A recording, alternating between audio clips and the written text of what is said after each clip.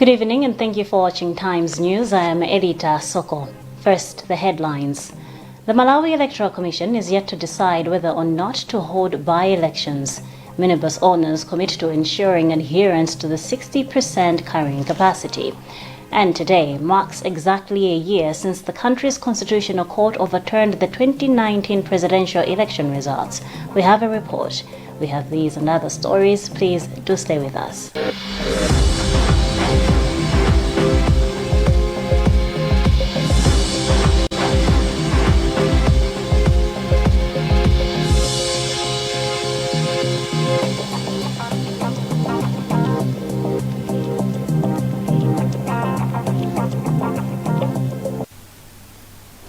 The Malawi Electoral Commission, MEC, is yet to meet to decide whether or not to hold by-elections in 3 constituencies and 2 wards that recently fell vacant. Members of Parliament of the 3 constituencies, the late Linson Belekanyama of Lilongwe Msinja South, Jacqueline Chikuta of Nchisi North, and Zomba Jangalume's John Chikalimba, succumbed to COVID-19. Sam Kalimira reports. Malawi Electoral Commission Director of Media and Public Relations Sangwani Mafuliwa has told Times that the electoral body is ready to hold the by-elections, but quickly said COVID-19 is a setback to the process. Mafuliwa said the Commission will meet and also consult electoral stakeholders on whether or not they should proceed to hold the elections amidst the COVID-19 pandemic. Mafuliwa said MEC has interest in conducting elections in an environment where its workers are not at risk of contracting the virus. He added that the prevention measures that the government has put in place could pose challenges for MEC if it were to conduct the elections. Looking at the situation at the moment, the Commission has not yet made a decision regarding the way forward. If with the prevailing environment it is possible to conduct by-elections. So when at an appropriate time when the Commission has met, if possible, consult with all relevant stakeholders, the Commission might issue a statement regarding the way forward for the by-elections in these areas. Malawi Congress Party, UTM and Democratic Progressive Party recently said they are ready for by-elections, but they are to hear from MEC if elections will take place soon. Meanwhile, Mafuliwa has also disclosed that COVID-19 has affected the constituency demarcation exercise, saying the process requires more participation. He explained that MEC is monitoring the situation, adding once they are convinced, MEC will release a calendar of activities for exercise. Minibus owners in Blantyre have committed to ensuring that their drivers and conductors follow the 60% carrying capacity put in place by the government. Chairperson of the Minibus Owners Association of Malawi, Peter Mvalo, acknowledged the importance of the directive during an interface with the Presidential Advisor on Non-Governmental Organizations, Martha Kwagwanji. Gary Samati has the details. The meeting also incorporated representatives from the Minibus Drivers and Conductors Association of Blantyre, District Health Office, Malawi Police Service, and Malawi Energy Regulatory Authority, MERA. While acknowledging that minibus owners should not pressure drivers and conductors to have a daily target to reach for their business, Mvalo said it is only right for minibuses to follow the rule by the road traffic and safety services due to the coronavirus. This is the high time whereby we want to urge the drivers and the conductors so that they should abide the laws and the measures which are rendered to the minibuses, so that we should also fight all of us as Malawians towards this COVID-19. On her part, Kwagwanji said the meeting was aimed at clarifying information for minibus operators due to the recent demonstrations by minibus drivers and conductors against the fuel price hike and COVID-19 rules. You might have noted that in the recent weeks there were demonstrations by the conductors and the drivers association over fuel price hike vis-a-vis the COVID-19 prevention guidelines. They were citing issues of capacity reduced to 2 people per seat, So when I did my own analysis, I discovered that something was amiss, because in the first place, you don't expect this association to handle these issues. Probably they would be better handled by MOAM. But it also gave me a picture that I think there's lack of appreciation of what COVID-19 is all about. The minibus owners and operators also stated that they benefited from a presentation by MERA representatives who explained how the fuel price hike works. Now, today marks exactly a year since the country's constitutional court overturned the 2019 presidential election results. In the following report, Isaac Salima takes us back to that historical day and the political journey thereafter. The president was the vice president before the declaration of the invalidity. On that Monday, February 3rd, 2020, radio and television sets were the most essential gadgets in the country, as most Malawians followed minute-by-minute passing of a verdict in the presidential election case. After months of a court battle, the hour had to come, and at around 7 in the evening, the Constitutional Court ruled that Peter Mutharika was not duly elected as President of Malawi and that the results be nullified. The court also ruled that fresh election be held within 150 days.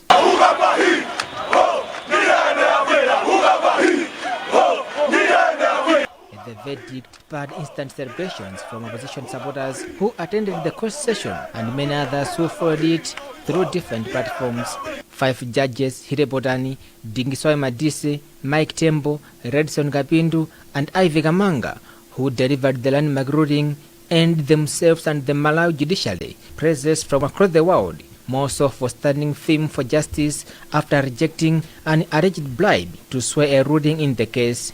Whether you may call it a marriage of convenience, Malawi Congress Party President Lazarus Chakwera and UTM stopman Saulos Chilima had no time to spare, and following a ruling that 50+1 had to be applied in the fresh election, agreed to go into an electoral alliance. And on that Wednesday, 11th March, the deal was finally sealed, while Mutharika's DPP combined forces with the United Democratic Front. It does concern every Malawian, every good Malawian wanting the best for this country.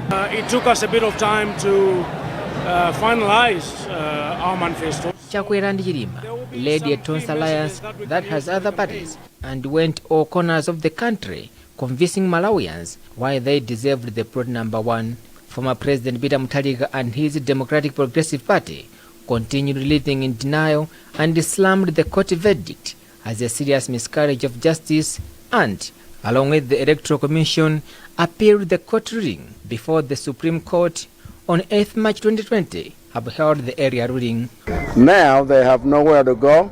As far as this is concerned, we must proceed with the preparations for elections. On that 23rd June, Malawians braved the cold weather condition and queued to elect their leaders in what was described as the peaceful election the country has ever held.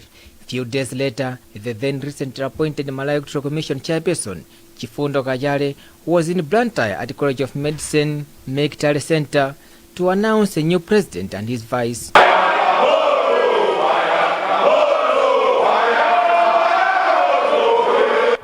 It was apparent that the justice that Malawians were longing for had not come on its own, but it had to be fought for.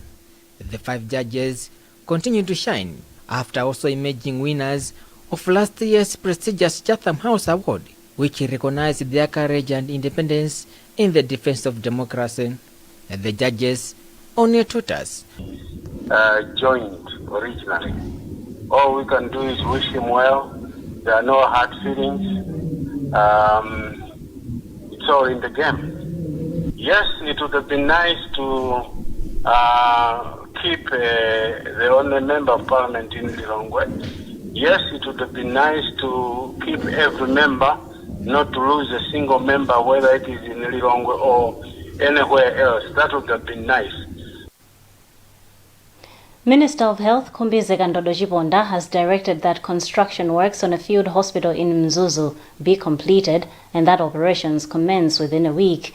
Chibonda made the directive on Wednesday when she visited Mzuzu Central Hospital to appreciate the progress of construction works there. From Mzuzu, Sam Galimira reports.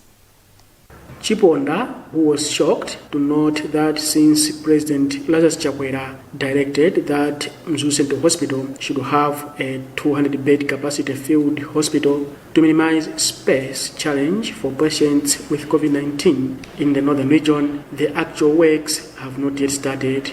Chibonda said she is confident that the construction works will begin this Monday, adding all necessary materials are on site. And gave a directive that was 2 weeks ago, that and one of the directives was that we should establish field hospitals in order to give more support to isolate COVID-19 patients. This was because most of central hospitals like Mzuzu, they were a bit challenged. So I came to inspect the works. There is good progress which is being made, but still we still need to do more. But at least they have started the procurement, they have the beds, they have the mattresses, and I've said within a week, please let's open it. Mzuzu Central Hospital Director Dr. Frank Sinyiza assured the minister that construction works will be handled with speed, looking at the challenges the facility has in managing COVID-19 patients that are not in critical condition, but they have shown symptoms.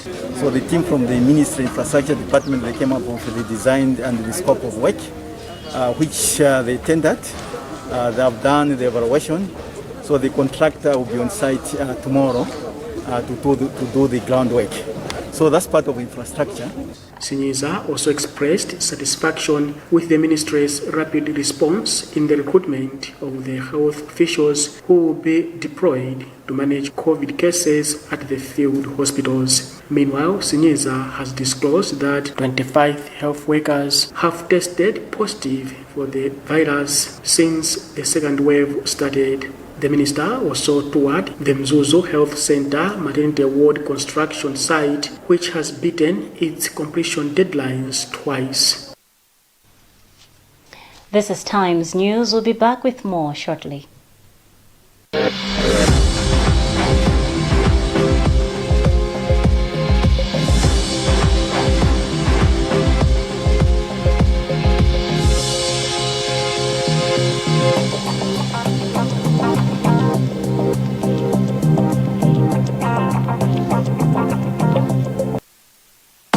To achieve great things in life, you must do little things every day, like the 1, 2, 3 with Colgate. 1, wake up. 2, brush up. 3, smile through your day with a fresh breath and strong tea. Smile through your day with a fresh breath and strong tea. Do the 1, 2, 3 with Colgate and give yourself a future to smile about. If there's one thing that all soaps do, it's wash. From buckets to basins, bathrooms to streams, and everything in between. All soaps wash. Yes, but Protex is different. Its reinvented formula with flaxseed oil boosts your skin's natural anti-germ defenses by 10 times more, protecting you against 99.9% of germs. So what keeps us healthy? Protex! Good health starts here.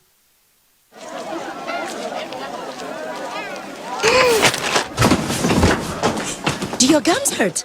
Yeah. Does your toothpaste contain sage, eucalyptus, myrrh, chamomile? All that in one toothpaste? Yes, try Colgate Herbal. Colgate Herbal contains nature's best herbs and Colgate's fluoride technology to give you strong teeth and healthy gums. Ah, Colgate Herbal. Let's very much alive in this country, despite efforts by various stakeholders to stop it.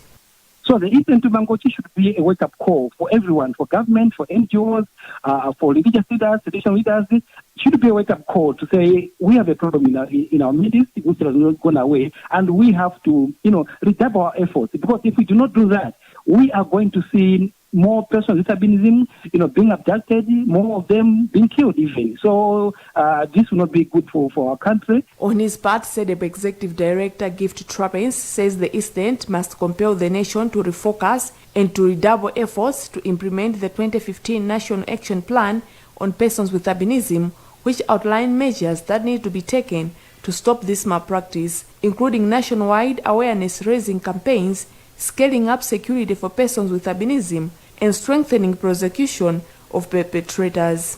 CHRR and SEDEP says as human rights organizations, they are still committed to the protection of vulnerable groups and human rights at large.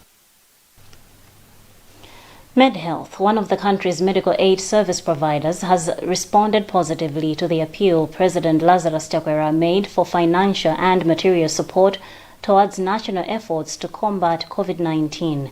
The medical scheme has donated 5 million kwacha to the Society of Medical Doctors at an event held in Lilongwe. Rebecca Jimjeka has this report read by Matthews Kasanda. Speaking when he presented the check, Chief Operations Officer for MedHealth, Mike Fenton Bashir Sharif, said the donation is complementing efforts by the Malawi government in the fight against COVID-19. He said the contribution will complement the national COVID-19 preparedness and response plan. We want to save lives, ease pain and suffering faced by all of us, while contributing to the fight against the virus, and at the same time appreciating the efforts made by the government of Malawi and its partners. President of the Society of Medical Doctors, Dr. Victor Miti, said with the emergence of COVID-19, the health workers have pressure to provide quality healthcare services to the patients.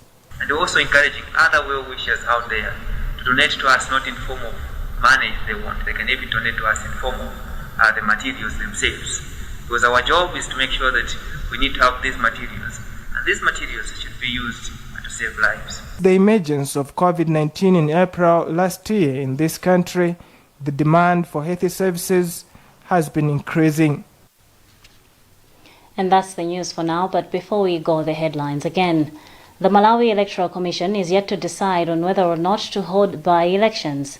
Minibus owners commit to ensuring adherence to the 60% carrying capacity. And today marks exactly a year since the country's Constitutional Court overturned the 2019 presidential election results. You've been with me, Edita Soko. You can get more on these and other stories by visiting our website, www.times.mw, or on our Facebook page, Times 360 Malawi, and on Twitter at Times 360 Malawi. Remember to wash your hands regularly, observe social and physical distance, and mask up. Please stay safe. Good night.